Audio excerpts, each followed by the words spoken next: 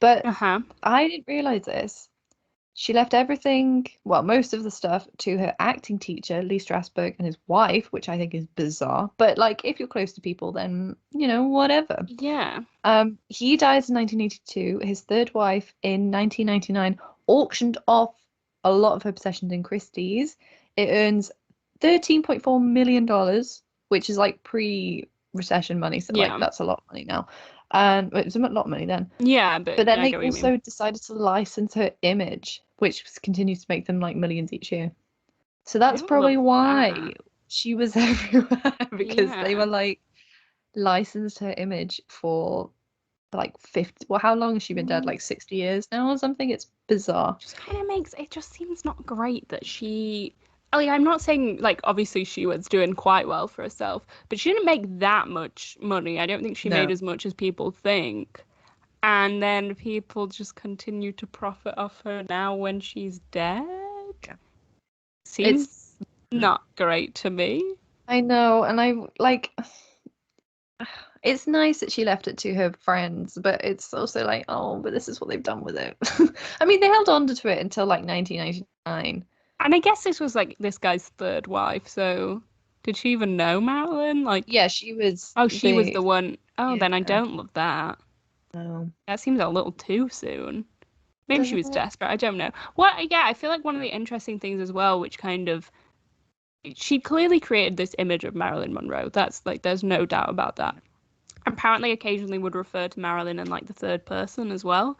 So this is like a whole persona. And I think what's interesting is people have a view about her. And like obviously one of the things she's most famous for is singing Diamonds Are a Girl's Best Friend. And apparently like had like barely any jewelry. I think this was maybe uncovered when they sold it then. Right. And she had like barely any. And I think one of the main bits she had was like given to her by Joe DiMaggio, and that's one of the bits they sold off. So she had like Oh, she didn't have much jewelry. I don't think she was as extravagant as people thought. all that materialistic, yeah. No. I Yeah. guess well, why would she be? It was like She didn't she was grow just up with it. yeah, she was grateful for what she had going, and she was a hard worker. Yeah. She was determined to act. She took Hmm. every role she could. She Yeah. started off like with the smallest roles and worked her way up. I feel like that's one of the like images people like to hold on to, like from like old Hollywood, is that Mm. now we are used to people just being related to people. But like back in the day, you'd be a hard worker. I Yeah. mean, that generally only really worked for white people, but it kind of was a good story at the time that she just was this rags to riches girl, and it Mm. could have had a happy ending, but people just mistreated her. I think also for what she did with her like time and fame. Like I Yeah. love the story of her saying to the racist segregationist Yes. what's the I did write it down, I can't remember what it's called, This club. the owner of the club Yeah. in New York. I think it's LA or New York, it's one of them. It's a big club. It's a Big big. club, Is that a jazz and club or am I imagining it that? must be a jazz club. Yeah, something like that. And Ella Fitzgerald is an incredible, well, like her voice is Legend on her an own, absolute obviously. legend.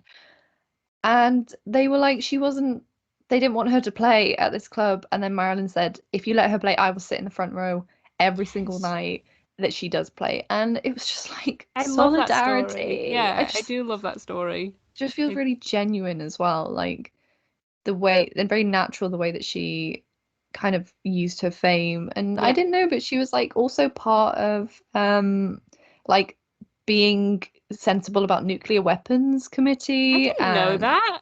yeah, she was like a delegate for all these other, like one of the Democratic caucuses, I think. And so, she did like quite a lot of like Princess See, Diana this is charity work why as well. it's like classic.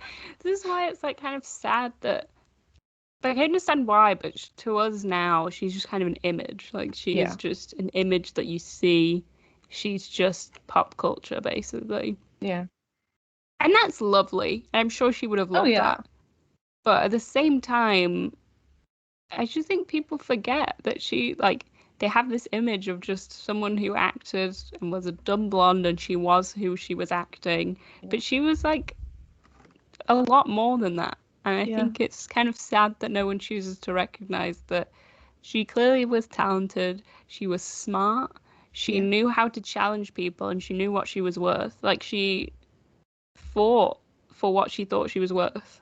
Yeah. Which is cool, because like a lot of people don't even have the guts to do that now, and I don't blame them, because Hollywood is a mess.